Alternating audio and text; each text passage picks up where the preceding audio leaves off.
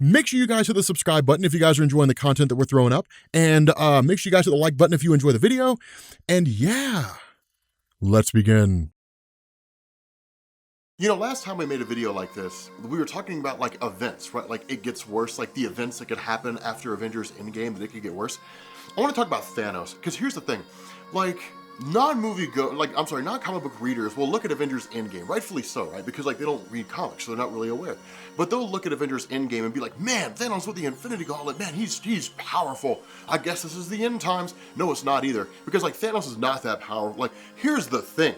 Thanos with the Infinity Gauntlet is powerful, sure, but he's not like number one, right? It's not like Thanos gets the Infinity Gauntlet and like he's unstoppable. He's one of the most powerful beings in the universe, but he's not the most powerful being in the universe. Here's the crazy thing, all right? So I could probably, okay, let's do that. There's like off the top of my head, there's like 5 people roughly, and there's probably more than that, but there's like 5 people I could think of just like that who could probably defeat Thanos. Some it would take longer than others, but they could probably defeat Thanos when he's wielding the power of the Infinity Gauntlet. So, okay, the first one would probably be like classic Doctor Strange, right? Like old school Doctor Strange, 1960s to early 1970s Doctor Strange. And here's the reason why.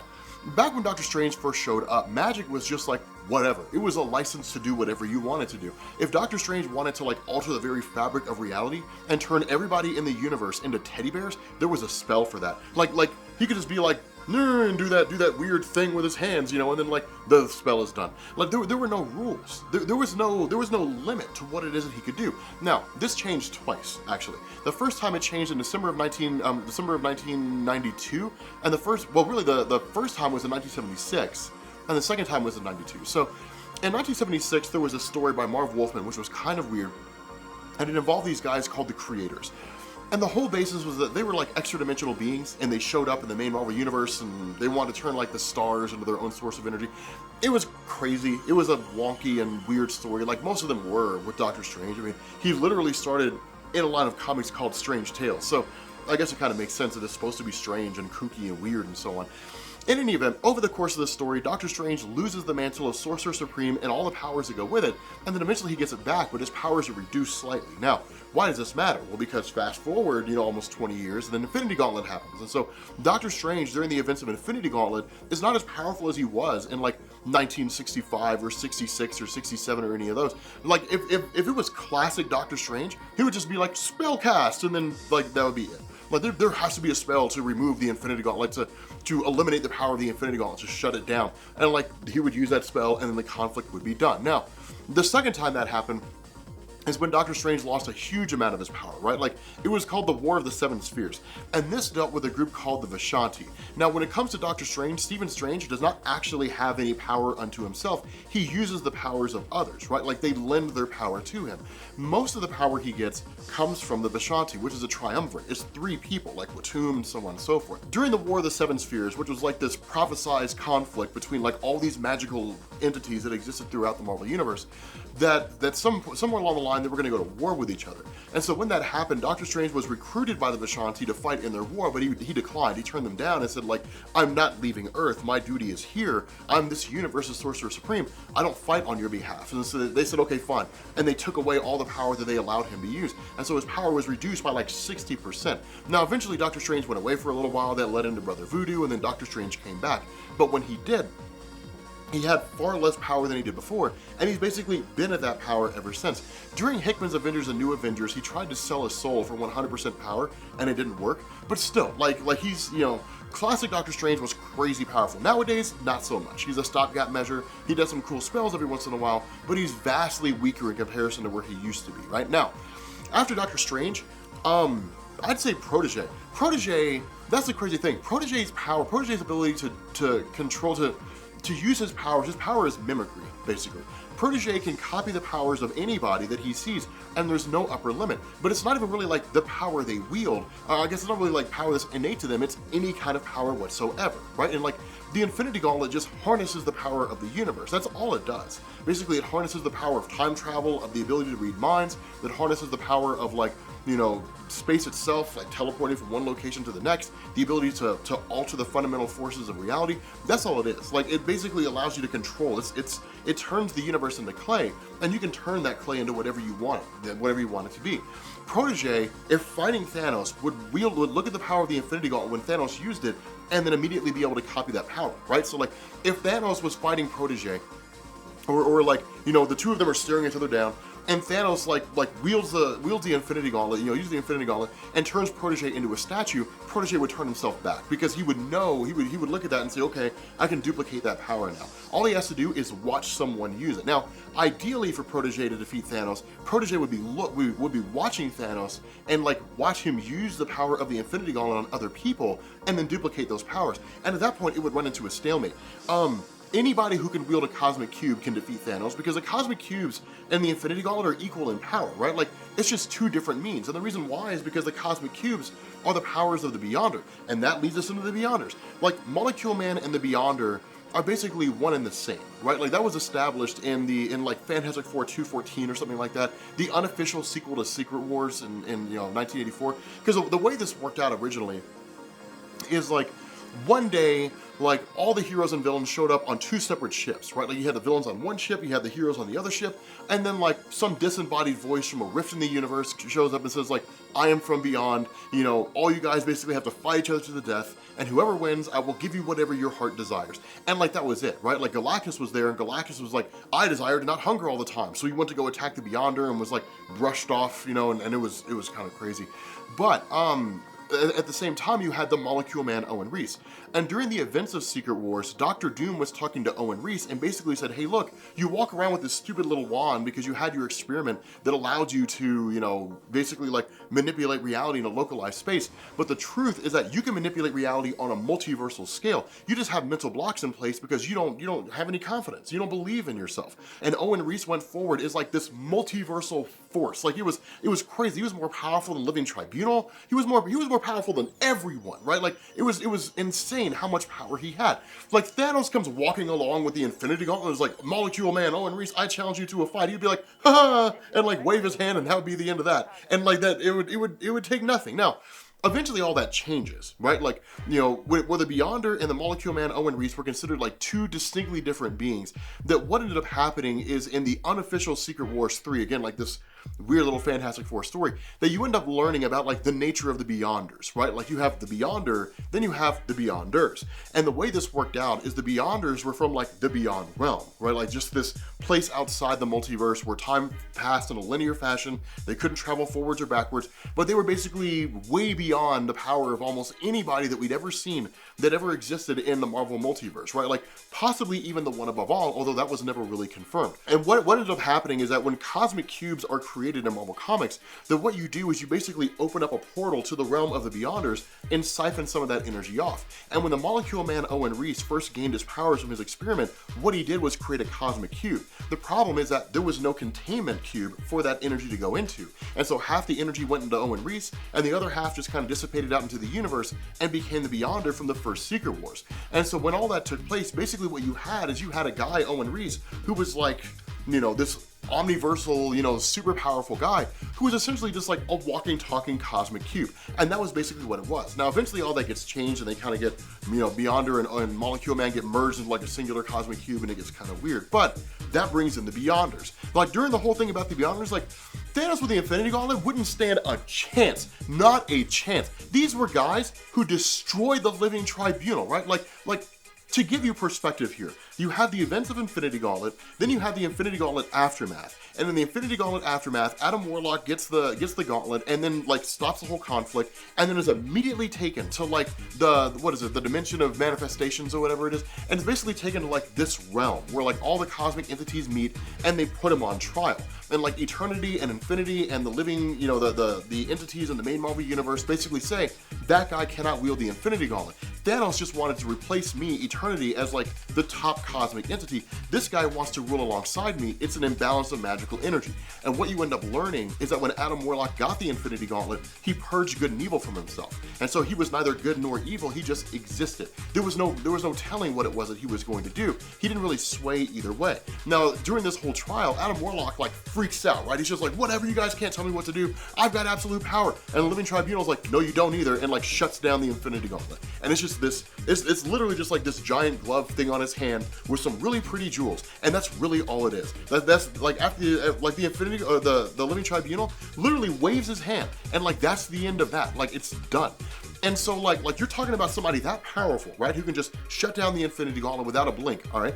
During Jonathan Hickman's Avengers and New Avengers, like the multiversal collapse is happening. Nobody knows why the multiverse is coming to an end and why worlds are crashing into each other, or universes are crashing into each other and so on. And so in the early days when it all first happens, when Reed Richards finds out about it, when Iron Man first finds out about it, and Black Panther and all those guys, and they reform the Illuminati, secretly, like Reed Richards, Mr. Fantastic of the Fantastic Four, sends Ant-Man,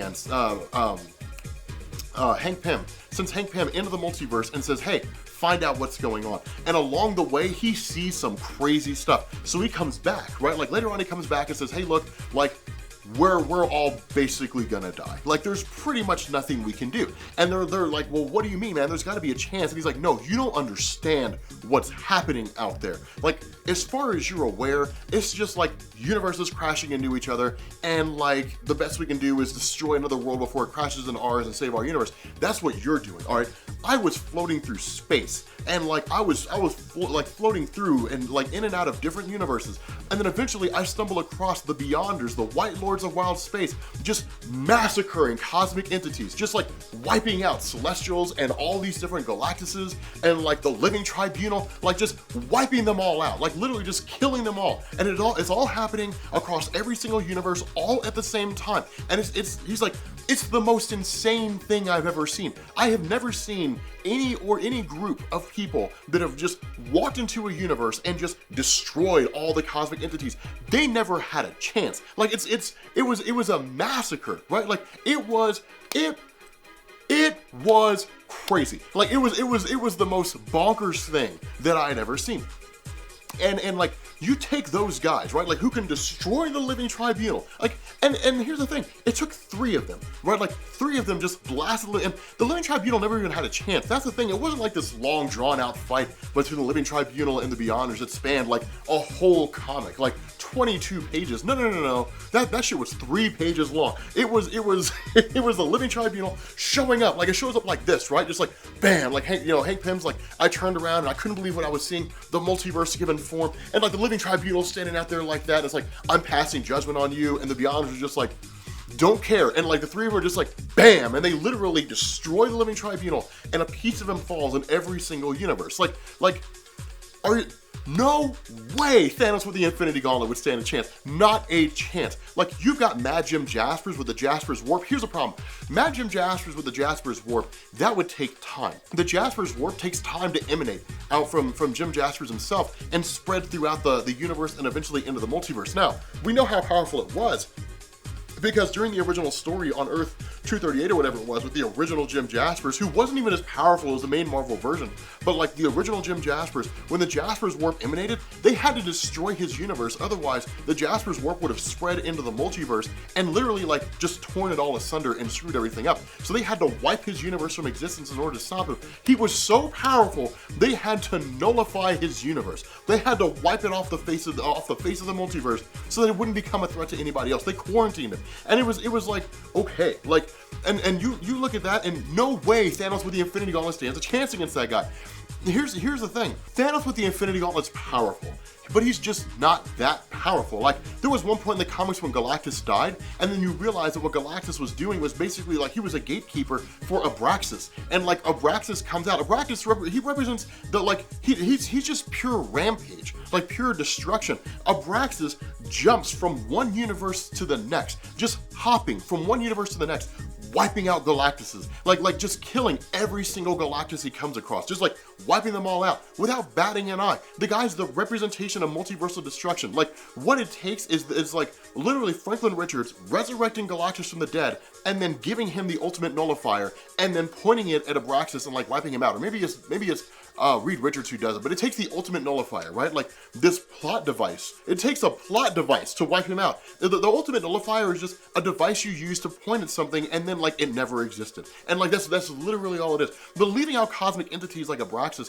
there are people out there who would just crush you know, Thanos with the Infinity Gauntlet. Anybody wielding the heart of the universe would obliterate him. Like, Thanos with the Infinity Gauntlet is not that powerful. He's powerful, but he's not like the end times powerful. It's not like the buck stops here. No, it doesn't. Like, the buck stops here on its way to what's next. Like, that's literally how that works. Like, it's that's the thing. That is, man, casual moviegoers. You guys who don't usually read comics, you are not prepared. There are so many things out there that are way beyond the power of Thanos with the Infinity Gauntlet. If Dormammu left the dark dimension and showed up in full power in the main Marvel dimension, not a chance Thanos would be able to defeat him. Man-God would probably not fall to Thanos. Man-God can wield magical energy, but more so than that, Man-God's immortal, indestructible, and cannot be defeated. Like as long as hatred exists, the only way for Thanos to successfully defeat Man-God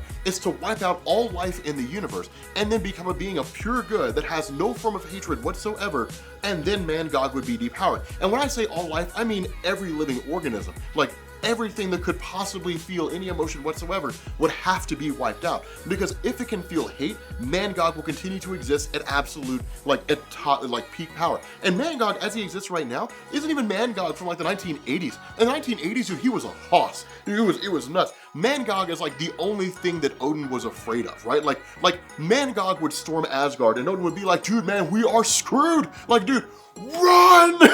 That's what it would come down to. Flee for your lives! Like, that's literally what it would turn into. Like, Man-God storms Asgard. Like, they're all gonna die. Like, there are beings out there that are just crazy powerful in comparison to Thanos. Like, even with the Infinity Gauntlet. So, it gets kind of nuts when you start getting into this whole thing with comics. Like, Thanos with the Infinity Gauntlet, sure, it's cool, and it looks pretty, and it can probably sell for a pretty penny, like, for a lot of money, but, like, for real, though, like, he's just not that powerful.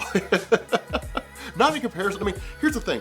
In comparison to like 99% of the population out there or the various super beings out there, sure, Thanos with the Infinity Gauntlet could defeat them. But for that 1%, they would crush him, and not even by a little bit. Like, I mean by a lot. Like, they would mop the floor with him. Like, they would absolutely obliterate him. And it wouldn't even be fair. Like, it wouldn't even be funny. Like, it would be Thanos just like coming along with those little Infinity Gauntlet, like, ha, you know, and then it would just be, they would just pummel him. They would just like shut the gauntlet down, and then that would be it. Because when you're talking about beings whose power transcends a singular universe, no way Thanos could stand a chance, because you're talking about a being who who can control energy and matter on a multiversal scale. They could turn the Infinity Gauntlet into cornflakes. Like, that's literally what they could do, right? Like, just Thanos is just like, ha, you know, like, I've got the Infinity Gauntlet. It's like, no, you don't. You got a box of Wheaties on your hand, so go back home. And like, he would look at it and just be a giant box of Wheaties on his hand. Like, that's what they could do. Like, it'd be kind of bonkers. So yeah, Avengers Endgame's awesome, but if they stick with the comics and they give us some of the beings that are out there, like, it's only the tip of the iceberg. Like, it'll be like Full Metal Alchemist, right? Like, you think you know what's going on, and then you get to the end, and then you realize you had no idea what was going on, and you kind of long for the day when it was just like some girl being merged with a dog. Like it gets kind of bonkers. You know, I know people are gonna be like, don't bring up Nina! Dude, that was cool. I actually thought it was kind of a cool little thing. Like, it was kind of wild. I was like, this is like a girl dog. It's kind of creepy, but kind of cool at the same time. With that being said, guys, we're gonna bring this video to an end. If you are new here to Comics Explained, make sure you guys hit the sub button to become part of the Rob Corps. If you guys enjoyed this video, make sure you drop some likes. Drop some likes right now, and I will catch you all later. Peace.